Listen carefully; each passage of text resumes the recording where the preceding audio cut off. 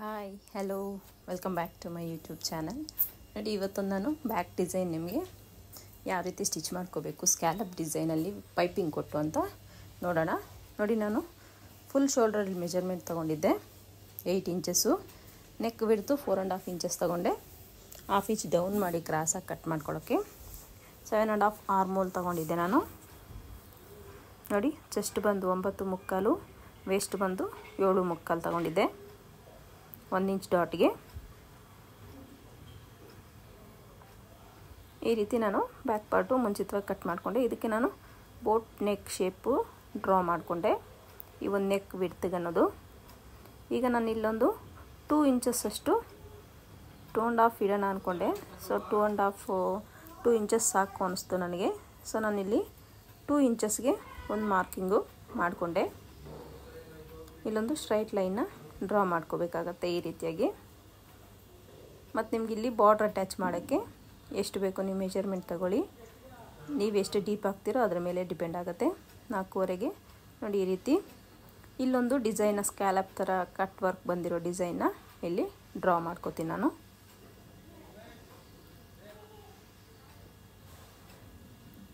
ಯಾರೆಲ್ಲ ಹೊಸದಾಗಿ ನನ್ನ ವಿಡಿಯೋ ನೋಡ್ತಾಯಿದ್ರು ಪ್ಲೀಸ್ ಚಾನಲ್ನ ಸಬ್ಸ್ಕ್ರೈಬ್ ಮಾಡ್ಕೊಳ್ಳಿ. ಪಕ್ಕದಲ್ಲಿ ಇರೋ ಬೆಲ್ ಐಕಾನ್ನ ಕ್ಲಿಕ್ ಮಾಡಿ ಆಲ್ ಹತ್ರ ಸೆಟ್ ಮಾಡಿದ್ರೆ ನಾನು ಹಾಕಿರೋ ಪ್ರತಿಯೊಂದು ವಿಡಿಯೋ ನೋಟಿಫಿಕೇಷನು ನಿಮಗೆ ಮುಂಚಿತವಾಗೇ ಬರುತ್ತೆ. ಹಾಗೆಯೇ ವಿಡಿಯೋಗೆ ಲೈಕ್ ಕೊಡೋದು ಮಾತ್ರ ಮರಿಬೇಡಿ. ದಯವಿಟ್ಟು ಒಂದು ಲೈಕ್ ಕೊಟ್ಬಿಟ್ಟು ವಿಡಿಯೋನ ಕಂಟಿನ್ಯೂಸ್ ಆಗಿ ನೋಡಿ. ನೋಡಿ, ಈ ರೀತಿ ಡಿಸೈನ್ನ ನಾನು ಡ್ರಾ ಮಾಡಿಕೊಂಡೆ, ಕಾಣಿಸ್ತಿರ್ಬೋದು ನಿಮಗೆ. ಈಗ ನಾನಿಲ್ಲಿ ಬಾರ್ಡ್ರನ್ನ ಅಟ್ಯಾಚ್ ಮಾಡ್ತೀನಿ. ಬಾರ್ಡ್ರ್ ಅಟ್ಯಾಚ್ ಮಾಡ್ಕೊಳ್ಳೋಕೆ ಈ ರೀತಿ ಸ್ಟ್ರೈಟ್ ಲೈನ್ನ ಡ್ರಾ ಮಾಡ್ಕೋತೀನಿ. ನಾನಿಲ್ಲಿ ಬಾರ್ಡ್ರನ್ನ ಅದನ್ನು ಅಟ್ಯಾಚ್ ಮಾಡಬೇಕು ಅಂದ್ಕೊಂಡಿದ್ದೀನಿ. ಸೊ ಈಗ ಈ ಮಾರ್ಕಿಂಗ್ ಪ್ರಕಾರ ಯಾವ ರೀತಿ ಇದೆಯೋ ಅದೇ ರೀತಿಯಾಗಿ ನಾನು ಕಟ್ಟಿಂಗ್ ಅನ್ನೋದು ಮಾಡ್ಕೋತೀನಿ.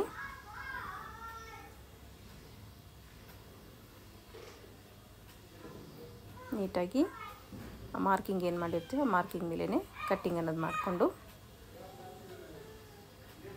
ಈ ರೀತಿಯಾಗಿ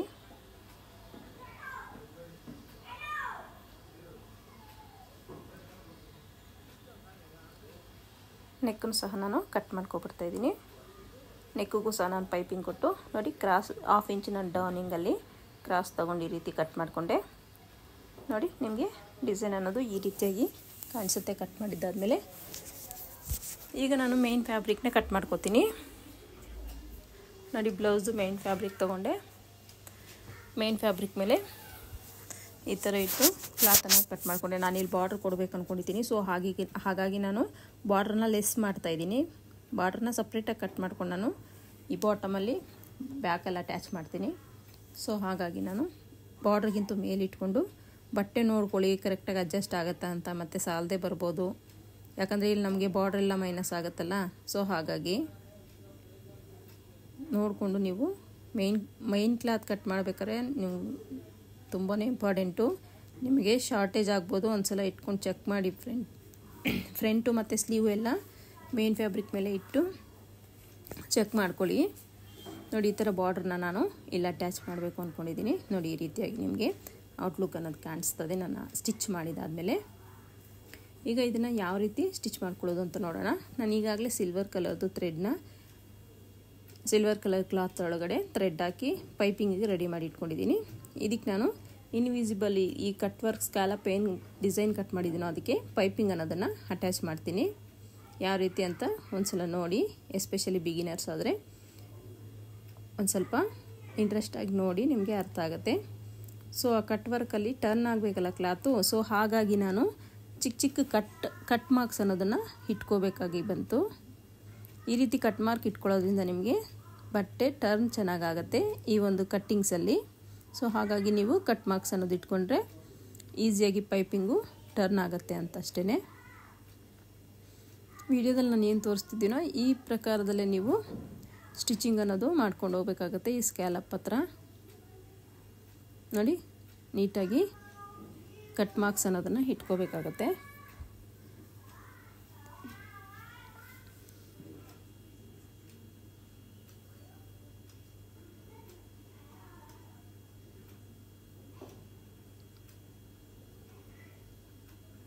ಪ್ಲೀಸ್ ದಯವಿಟ್ಟು ನಮ್ಮ ಚಾನಲ್ನ ಸಬ್ಸ್ಕ್ರೈಬ್ ಮಾಡ್ಕೊಂಡು ವಿಡಿಯೋ ನೋಡಿ. ಹಾಗೆಯೇ ಒಂದು ಲೈಕ್ ಕೊಡೋದು ಮಾತ್ರ ಮರಿಬೇಡಿ. ಇನ್ನೂ ಹೆಚ್ಚು ಹೆಚ್ಚು ಹೊಸ ಹೊಸ ವೀಡಿಯೋಗಳು ಅಪ್ಲೋಡ್ ಮಾಡೋಕ್ಕೆ ನಮಗೆ ಮೋಟಿವೇಶನ್ ಸಿಗುತ್ತೆ. ಸೊ ಹಾಗಾಗಿ ನೀವು ವಿಡಿಯೋನ ಎಲ್ಲೂ ಸ್ಕಿಪ್ ಮಾಡದೆ ನೋಡಿ. ನಿಮಗೆ ಒಂದು ಟ್ರಿಕ್ಸ್ ಅನ್ನೋದು ಅರ್ಥ ಆಗುತ್ತೆ, ಯಾವ ರೀತಿ ಸ್ಟಿಚ್ ಮಾಡ್ಕೋಬೇಕು ಅನ್ನೋದನ್ನು. ಮತ್ತು ಸೆಂಟ್ರಲ್ಲಿ ನಾವು ಕೊಡೋ ಟಿಪ್ಸುಗಳು ನಿಮಗೆ ಇಂಪಾರ್ಟೆಂಟ್ ಆಗ್ಬೋದು. ಸೊ ಹಾಗಾಗಿ ನೀವೆಲ್ಲೂ ವಿಡಿಯೋನ ಸ್ಕಿಪ್ ಮಾಡದೆ ಕಂಟಿನ್ಯೂಸ್ ಆಗಿ ನೋಡಿರಿ. ನಿಮಗೆ ಯೂಸ್ಫುಲ್ ಆಗಿರೋ ವಿಡಿಯೋ ಅಂತಲೇ ಹೇಳ್ತೀನಿ ನಾನು. ನೋಡಿ ನೀಟಾಗಿ ಇನ್ನೊಂದು, ಮತ್ತು ನೀವು ಎಡ್ಜಿಗೆ ಕ್ಲಾತ್ ಎಡ್ಜಿಗೆ ಬರೋ ಥರ ನೀವು ಪೈಪಿಂಗ್ ಅನ್ನೋದನ್ನು ಸ್ಟಿಚ್ ಮಾಡ್ಕೋಬಾರ್ದು ಯಾವುದೇ ಕಾರಣಕ್ಕೂ. ಸೊ ನಿಮಗೆ ಒಂದು 1/4 ಇಂಚಷ್ಟು ಮಾರ್ಜಿನ್ಗೆ ನೀವು ಕ್ಲಾತ್ ಅನ್ನೋದು ಹಾಕ್ಕೋಬೇಕಾಗತ್ತೆ. ಕ್ಲಾತ್ಗೆ ಈ ಒಂದು ಕ್ಲಾತ್ ಮೇಲೆ ನೀವು ಪೈಪಿಂಗ್ ಅನ್ನೋದು ಸ್ಟಿಚ್ ಮಾಡ್ಕೋಬೇಕು. ಯಾಕಂದರೆ ನೀವು ಎಡ್ಜಿಗೆ ಏನಾದ್ರು ಸ್ಟಿಚ್ ಮಾಡಿಬಿಟ್ಟಿದ್ದೀರಾ ಅಂದರೆ ಕ್ಲಾತ್ ಅನ್ನೋದು ಇಂಚ್ಕೊಳ್ಳೋ ಚಾನ್ಸಸ್ ಇರುತ್ತೆ. ಸೊ ಆಗ ಬ್ಲೌಸ್ ಎಲ್ಲ ಹಾಳಾಗ್ಬಿಡುತ್ತೆ. ಸೊ ಹಾಗಾಗಿ ನೀವು ಈ ಪೈಪಿಂಗ್ ಥ್ರೆಡ್ ಅಟ್ಯಾಚ್ ಮಾಡ್ಕೋಬೇಕಾದ್ರೆ ಕ್ಲಾತ್ ಅನ್ನೋದು 1/4 ಇಂಚು ಕಂಪಲ್ಸರಿ ಇರಬೇಕಾಗತ್ತೆ. ನೋಡಿ ಈ ರೀತಿಯಾಗಿ ಫಿನಿಶಿಂಗ್ ಕೊಟ್ಟು ಪೈಪಿಂಗ್ ಅನ್ನೋದನ್ನು ಅಟ್ಯಾಚ್ ಮಾಡಿಕೊಂಡೆ ನಾನು. ಎಕ್ಸ್ಟ್ರಾ ಇರೋದನ್ನು ಕಟ್ ಮಾಡಿಕೊಂಡೆ. ನೋಡಿ ಪೈಪಿಂಗ್ ಎಷ್ಟು ನೀಟಾಗಿ ಕಾಣಿಸ್ತಿದೆ ಅಂತ. ಸ್ಕ್ಯಾಲಪ್ ಇದು ಪೈಪಿಂಗ್ ಅಟ್ಯಾಚ್ ಮಾಡಿದ್ಮೇಲೂ ಎಷ್ಟು ನೀಟಾಗಿ ಕಾಣಿಸ್ತಿದೆ ಅಂತ ನೋಡಿ. ಈಗ ನಾನು ಇದನ್ನು ಮೇನ್ ಫ್ಯಾಬ್ರಿಕ್ ಮೇಲೆ ಹಾಕಿ, ನೋಡಿ ಮೇನ್ ಫ್ಯಾಬ್ರಿಕ್ ಸೀದಾ ಹಾಕ್ಕೊಳ್ಳಿ.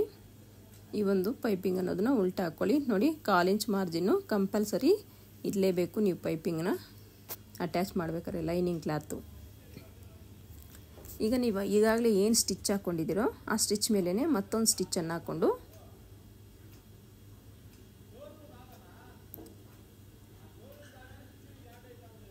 ಈ ರೀತಿಯಾಗಿ ಪರ್ಫೆಕ್ಟಾಗಿ ಸ್ಟಿಚಿಂಗ್ ಅನ್ನೋದು ಈಗಾಗಲೇ ಬಿದ್ದಿರೋ ಸ್ಟಿಚ್ ಮೇಲೇ ನೀವು ಸ್ಟಿಚಿಂಗ್ ಅನ್ನೋದು ಹಾಕ್ಕೊಂಡು ಮೇನ್ ಫ್ಯಾಬ್ರಿಕ್ನ ಲೈನಿಂಗ್ನ ಅಟ್ಯಾಚ್ ಮಾಡ್ಕೋಬೇಕು. ಪೈಪಿಂಗ್ ಫಿನಿಶಿಂಗ್ ಸಮೇತ ನೀವು ಅಟ್ಯಾಚ್ ಮಾಡ್ಕೋಬೇಕಾಗತ್ತೆ. ಪೈಪಿಂಗ್ ಮೇಲೆ ಯಾವುದೇ ಕಾರಣಕ್ಕೂ ಸ್ಟಿಚ್ ಬರಬಾರ್ದು. ಸೊ ಪೈಪಿಂಗ್ ಪಕ್ಕನೇ ಸ್ಟಿಚ್ ಬರೋ ಥರ ನೀವು ಸ್ಟಿಚ್ ಅನ್ನೋದು ಹಾಕ್ಕೋಬೇಕು. ನಾನು ಈ ವಿಡಿಯೋದಲ್ಲಿ ಏನು ತೋರಿಸ್ತಾ ಇದ್ದೀನೋ ಕ್ಲಾತ್ನ ನೀವು ಯಾವ ರೀತಿ ಟರ್ನ್ ತಗೋಬೇಕು ಅಂತ ಗಮನ ಇಟ್ಟು ನೋಡಿ. ಮತ್ತು ಕ್ಲಾತ್ನ ನಾವು ಯಾವ ರೀತಿ ಹ್ಯಾಂಡಲ್ ಮಾಡೋದು ಅನ್ನೋದನ್ನು ಇಂಪಾರ್ಟೆಂಟ್ ಆಗುತ್ತೆ. ಸೊ ನಾವು ಹೆಂಗಂದರೆ ಹಂಗೆ ಎಳ್ದಾಡ್ಕೊಂಡ್ರೂ ಪೈಪಿಂಗು ಹಾಳಾಗ್ಬಿಡುತ್ತೆ. ನೀಟಾಗಿ ನಾನು ಕ್ಲಾತ್ನ ಯಾವ ರೀತಿ ಕೈಯಲ್ಲಿ ಇಟ್ಕೊಂಡಿದ್ದೀನೋ ಅದೇ ರೀತಿಯಾಗಿ ನೀವು ಆ ಥರ ಇಟ್ಕೊಂಡೆ ಕ್ಲಾತ್ನ ಜರುಗಿಸ್ಕೋಬೇಕಾಗತ್ತೆ. ಆಗ ನಿಮಗೆ ಕ್ಲಾತ್ ಅನ್ನೋದು ಎಕ್ಸ್ಪ್ಯಾಂಡ್ ಆಗದೆ ಇರುತ್ತೆ ಮತ್ತು ನೆಕ್ ಶೇಪ್ ಅನ್ನೋದು ನಿಮಗೆ ನೀಟಾಗಿ ಬರುತ್ತೆ.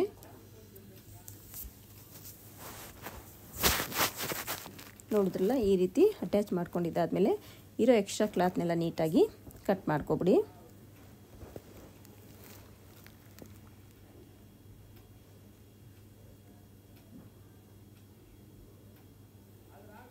ಈ ರೀತಿಯಾಗಿ ನೀಟಾಗಿ ಕಟ್ ಮಾಡ್ಕೊಂಡಿದ್ದಾದಮೇಲೆ ನೀವು ಆ ಸ್ಕ್ಯಾಲಪ್ ಡಿಸೈನ್ ಇದೆಯಲ್ಲ, ಆ ಕಟ್ ವರ್ಕು ಅಲ್ಲಿ ನೀಟಾಗಿ ಒಂದೊಂದು ಕಟ್ ಮಾರ್ಕ್ಸ್ ಅನ್ನೋದನ್ನು ಇಟ್ಕೋಬೇಕು. ಮಿಡ್ಲಲ್ಲಿ ಕರೆಕ್ಟಾಗಿ ಕಾರ್ನರ್ಸಲ್ಲಿ ಮತ್ತು ಸೆಂಟ್ರಲ್ಲೂ ಒಂದೊಂದು ಚಿಕ್ಕ ಚಿಕ್ಕ ಕಟ್ ಮಾರ್ಕ್ಸ್ ಅನ್ನೋದನ್ನು ಇಟ್ಕೊಂಡು ನೀವು ಕ್ಲಾತ್ನ ಟರ್ನ್ ಮಾಡಬೇಕಾಗತ್ತೆ.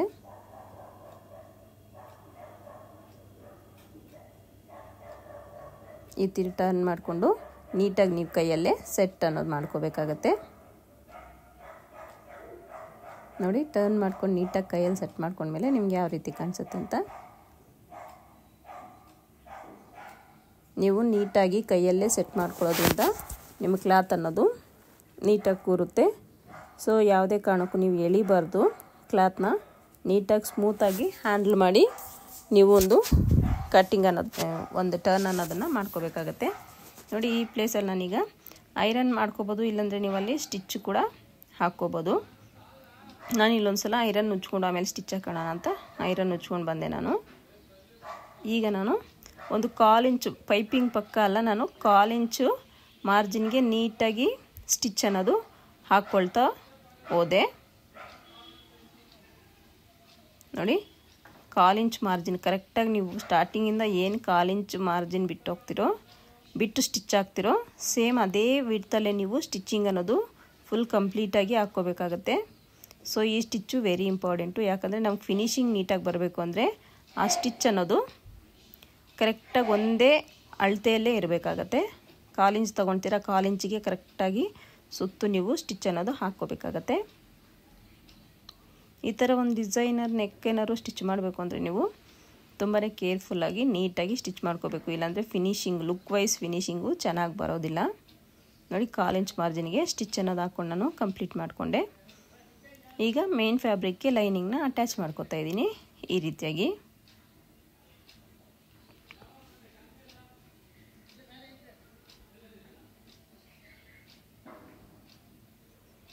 ನೀಟಾಗಿ ಲೈನಿಂಗ್ನ ಮೇನ್ ಫ್ಯಾಬ್ರಿಕ್ಗೆ ಅಟ್ಯಾಚ್ ಮಾಡಿಕೊಂಡು ಎಕ್ಸ್ಟ್ರಾ ಇರೋ ಕ್ಲಾತ್ನೆಲ್ಲ ಕಟ್ ಮಾಡ್ಕೋಬೇಕಾಗತ್ತೆ.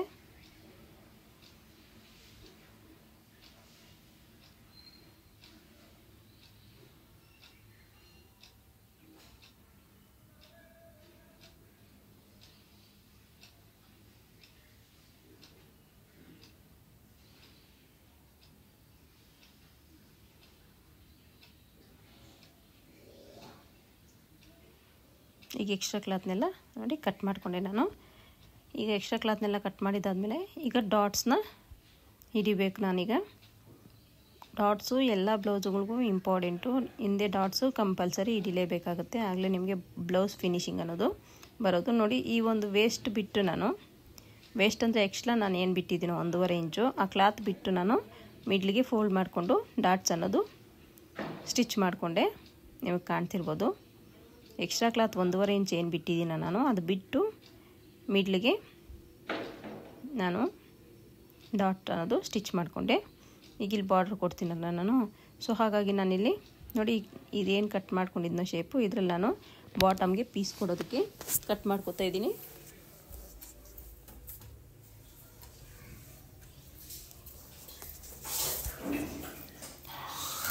ಈ ರೀತಿಯಾಗಿ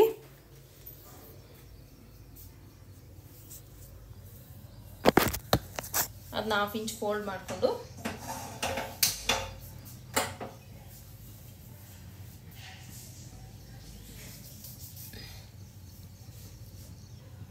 ಈ ರೀತಿಯಾಗಿ ಅಟ್ಯಾಚ್ ಮಾಡ್ಕೊಳ್ಳಿ. ಇನ್ನೊಂದಕ್ಕೂ ಸಹ ನೀವು ಅದೇ ರೀತಿ 1/2 ಇಂಚಿಗೆ ಫೋಲ್ಡ್ ಮಾಡಿಕೊಂಡು ಅಟ್ಯಾಚ್ ಮಾಡಿದ್ದಾದಮೇಲೆ ಇನ್ನೊಂದು ಬ್ಯಾಕ್ ಪೀಸ್ಗೆ ಬಾಟಮ್ಗೆ ಸ್ಟಿಚ್ ಅನ್ನೋದು ಹಾಕ್ಕೊಳ್ಳಿ. ಈ ಥರ ಫೋಲ್ಡ್ ಮಾಡೋ ಅವಶ್ಯಕತೆ ಏನಿಲ್ಲ, ನೀವು ಹಾಗೇ ನೋಡಿ ಅದ್ರ ಮೇಲೆ ಸ್ಟಿಚ್ ಹಾಕ್ಕೊಂಡು ಹಾಗೇ ನೀವು ಕಂಪ್ಲೀಟ್ ಮಾಡ್ಕೋಬೋದು. ಯಾಕಂದರೆ ನಾವಲ್ಲಿ ಬಾರ್ಡರ್ ಪೀಸ್ ಕೊಡ್ತೀವಲ್ಲ, ಸೊ ಅದು ನಮಗೆ ಟರ್ನ್ ಮಾಡ್ಕೊಳ್ಳೋ ಲೈನಿಂಗ್ ಟರ್ನ್ ಮಾಡಿಕೊಂಡು ಸ್ಟಿಚ್ ಮಾಡೋ ಅವಶ್ಯಕತೆ ಇರಲ್ಲ. ಎಕ್ಸ್ಟ್ರಾ ಇರೋ ಕ್ಲಾತ್ನ ಕಟ್ ಮಾಡಿಕೊಂಡು ಡಬಲ್ ಫೋಲ್ಡ್ ಮಾಡ್ಕೊಂಡು ಅದನ್ನ ನಾನಿಲ್ಲಿ ಒಂದು ಲೂಸ್ ಸ್ಟಿಚ್ ಹಾಕ್ಕೋತೀನಿ. ಯಾಕಂದರೆ ನಾನು ಮತ್ತೆ ಆ ಸ್ಟಿಚ್ನ ರಿಮೂವ್ ಮಾಡಿಬಿಡ್ಬೇಕು ಅಂದ್ಕೊಂಡಿದ್ದೀನಿ ಹೆಮ್ಮಿಂಗ್ ಮಾಡಿಕೊಂಡು. ಸೊ ಹಾಗಾಗಿ ಸುಮ್ಮನೆ ಲೂಸ್ ಸ್ಟಿಚ್ನ ಹಾಕ್ಕೊಂಡೆ ನಾನು. ಇಷ್ಟಾದಮೇಲೆ ನಮ್ಮದು ಬ್ಯಾಕ್ ಪಾರ್ಟ್ದು ಮುಗೀತು ಬ್ಲೌಸು. ಈಗ ನಾನು ಆ ಒಂದು ಬಾರ್ಡ್ರನ್ನ ಯಾವ ರೀತಿ ಅಟ್ಯಾಚ್ ಮಾಡ್ಕೋಬೇಕು ಬಾಟಮ್ಗೆ ಅಂತ ನೋಡೋಣ. ನೋಡಿ ಬಾರ್ಡ್ರ್ ಪೀಸ್ನ ತಗೊಂಡೆ ನಾನು. ನಿಮ್ಗೆ ಎಷ್ಟು ಉದ್ದ ಬೇಕು ಒಂದ್ಸಲ ಚೆಕ್ ಮಾಡ್ಕೊಳ್ಳಿ, ಎಷ್ಟು ಅಗಲ ಬೇಕು ಅನ್ನೋದನ್ನು ಚೆಕ್ ಮಾಡ್ಕೋಬೇಕಾಗತ್ತೆ. ನನಗೀಗ ಇಷ್ಟು ಉದ್ದ ಅವಶ್ಯಕತೆ ಇಲ್ಲ, ನಾನು ಮಿಡ್ಲಿಗೆ ಇದನ್ನ ಕಟ್ ಮಾಡ್ಕೋತೀನಿ. ನೋಡಿ ಮಿಡ್ಲಿಗೆ ಈ ರೀತಿ ಕಟ್ ಮಾಡಿಕೊಂಡು ಇದಕ್ಕೆ ನಾನು ಲೈನಿಂಗ್ನ ಅಟ್ಯಾಚ್ ಮಾಡ್ತೀನಿ. ಬಾಟಮ್ಗೆ ಲೈನಿಂಗ್ ಯಾವ ರೀತಿ ಅಟ್ಯಾಚ್ ಮಾಡ್ತೀನಿ ಅಂತ ಒಂದ್ಸಲ ಗಮನ ಇಟ್ಟು ನೋಡಿ. ಈ ರೀತಿ ಅಟ್ಯಾಚ್ ಮಾಡ್ಕೊಳ್ಳೋದ್ರಿಂದ ನಿಮಗೆ ಫಿನಿಶಿಂಗ್ ಅನ್ನೋದು ನೀಟಾಗಿ ಬರುತ್ತೆ. ನೋಡಿ ಮೇನ್ ಫ್ಯಾಬ್ರಿಕ್ನ ಉಲ್ಟಾ ಇಟ್ಕೊಂಡೆ ಲೈನಿಂಗ್ ಮೇಲೆ ಈ ಸೈಡ್ ಆ ಸೈಡ್ನ ಸ್ಟಿಚ್ ಹಾಕ್ಕೊಂಡು ಒಂದು 1/2 ಇಂಚಿಗೆ ಸ್ಟಿಚ್ ಅನ್ನೋದು ಹಾಕ್ಕೊಳ್ಳಿ.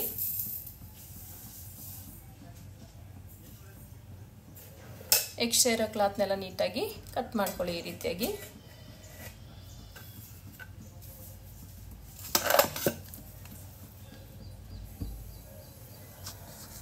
ನೋಡಿ ಕಟ್ ಮಾರ್ಕ್ಸ್ ಇಟ್ಕೊಂಡು ಈ ರೀತಿ ಟರ್ನಿಂಗ್ ಅನ್ನೋದು ತಗೊಳ್ಳಿ. ನೋಡಿ ಲೈನಿಂಗ್ ಮೇಲೆ ಲೈನಿಂಗ್ ಫೋಲ್ಡ್ ಮಾಡ್ಕೊಂಡು ಈ ರೀತಿ ಸ್ಟಿಚ್ ಅನ್ನೋದು ಹಾಕ್ಕೊಳ್ಳಿ. ನಿಮಗೆ ಫಿನಿಶಿಂಗು ಸೂಪರಾಗಿ ಬರುತ್ತೆ.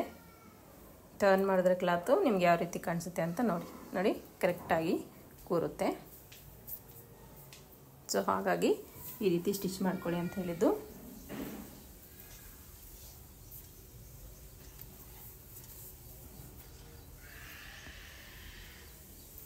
ಈಗ ನಾನು ಇದಕ್ಕೆ ಎರಡೂ ಕಡೆ ಥ್ರೆಡ್ ಪೈಪಿಂಗ್ ಕೊಟ್ಟು ಫಿನಿಶಿಂಗ್ ಅನ್ನೋದು ತಗೋತೀನಿ. ನೋಡ್ತಿರ್ಬೋದು ನೀವು ನೀಟಾಗಿ ಪೈಪಿಂಗ್ ಅನ್ನೋದನ್ನು ಅಟ್ಯಾಚ್ ಮಾಡಿಕೊಂಡು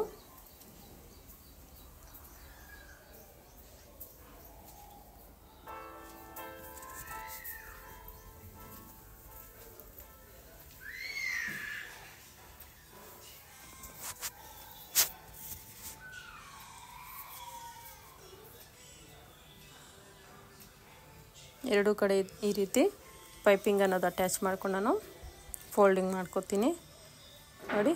ಈ ರೀತಿ ಡಬಲ್ ಫೋಲ್ಡ್ ಮಾಡಿ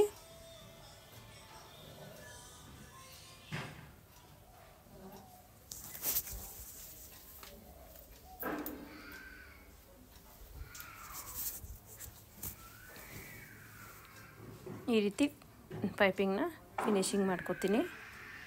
ನಿಮಗೆ ಕಾಣ್ತಿರ್ಬೋದು. ಎರಡು ಕಡೆ ಸೇಮ್ ಅದೇ ರೀತಿ ಫೋಲ್ಡಿಂಗ್ ಮಾಡಿ ಫಿನಿಶಿಂಗ್ ಅನ್ನೋದು ಕೊಡ್ತೀನಿ ನಾನು.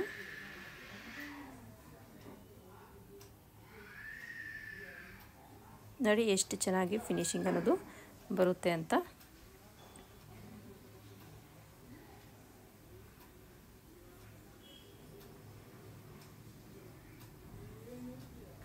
ಎಕ್ಸ್ಟ್ರಾ ಇರೋ ಕ್ಲಾತ್ನೆಲ್ಲ ನೀಟಾಗಿ ಕಟ್ ಮಾಡ್ಕೊಳ್ಳಿ. ನೋಡಿ ಈ ರೀತಿಯಾಗಿ ಕಾಣಿಸುತ್ತೆ ಪರ್ಫೆಕ್ಟಾಗಿ. ನನಗೆ ಈ ಒಂದು ಕ್ಲಾತ್ ಅನ್ನೋದು ಬಂತು. ಇದನ್ನು ಬಾಟಮ್ಗೆ ಈ ರೀತಿಯಾಗಿ ಸೆಟ್ ಮಾಡಿಕೊಂಡು ಆ ಕಡೆ ಈ ಕಡೆ ಪಿನ್ಸ್ ಹಾಕ್ಕೊಂಡು ನಾನು ಸ್ಟಿಚಿಂಗ್ ಅನ್ನೋದು ಮಾಡ್ಕೋತೀನಿ. ನೀವು 1/4 ಇಂಚ್ ಮಾರ್ಜಿನ್ ನಾನು ಯಾಕೆ ಸ್ಟಿಚ್ ಹಾಕಿದೆ ಅಂದರೆ ನೋಡಿ, ಇಲ್ಲೂ 1/4 ಇಂಚ್ ಮಾರ್ಜಿನ್ ಮೇಲೆ ನಾವು ಸ್ಟಿಚಿಂಗ್ ಅನ್ನೋದನ್ನು ಈಗಾಗಲೇ ಸ್ಟಿಚ್ ಏನು ಹಾಕಿದ್ದೀವೋ ಅದೇ ಸ್ಟಿಚಿಂಗ್ ಮೇಲೆ ಸ್ಟಿಚಿಂಗ್ ಹಾಕೊಳ್ಳೋದ್ರಿಂದ ನಮಗೆ ಬ್ಲೌಸ್ ಅನ್ನೋದು ಪರ್ಫೆಕ್ಟಾಗಿ ಫಿನಿಶಿಂಗ್ ಅನ್ನೋದು ಬರುತ್ತೆ. ಪೈಪಿಂಗ್ ಪಕ್ಕನೇ ಅಲ್ಲದೆ ನೀವು 1/4 ಇಂಚ್ ಮಾರ್ಜಿನ್ ಏನು ಸ್ಟಿಚ್ ಹಾಕ್ಕೊಂಡಿರ್ತೀರೋ ಆ ಸ್ಟಿಚಿಂಗ್ ಮೇಲೇ ಸ್ಟಿಚ್ ಅನ್ನೋದು ಹಾಕ್ಕೊಂಡು ನೀವು ರಫ್ ಹೊಡ್ಕೊಳ್ಳಿ. ಕ್ಲಾತು ಇಲ್ಲಿ ಈ ರೀತಿ ರಫ್ ಹೊಡ್ಕೊಳ್ಳೋದ್ರಿಂದ ನಿಮಗೆ ಟೈಟಾಗಿ ಕೂರುತ್ತೆ. ನೋಡೋದ್ರಲ್ಲ ನಿಮಗೆ ಈ ಡಿಸೈನು ಹೇಗೆ ಅನ್ನಿಸ್ತು. ಈ ವಿಡಿಯೋ ನಿಮ್ಗೆ ಇಷ್ಟ ಆದರೆ ಪ್ಲೀಸ್ ಲೈಕ್ ಮಾಡಿ, ಶೇರ್ ಮಾಡಿ, ಚಾನಲ್ನ ಸಬ್ಸ್ಕ್ರೈಬ್ ಮಾಡ್ಕೊಳ್ಳಿ. ಈ ಡಿಸೈನ್ ಹೇಗೆ ಅನ್ನಿಸ್ತು ನಿಮಗೆ ಕಮೆಂಟ್ ಮಾಡಿ. ಈ ರೀತಿ ಒಮ್ಮೆ ಟ್ರೈ ಮಾಡಿ ನೋಡಿ. Thank you.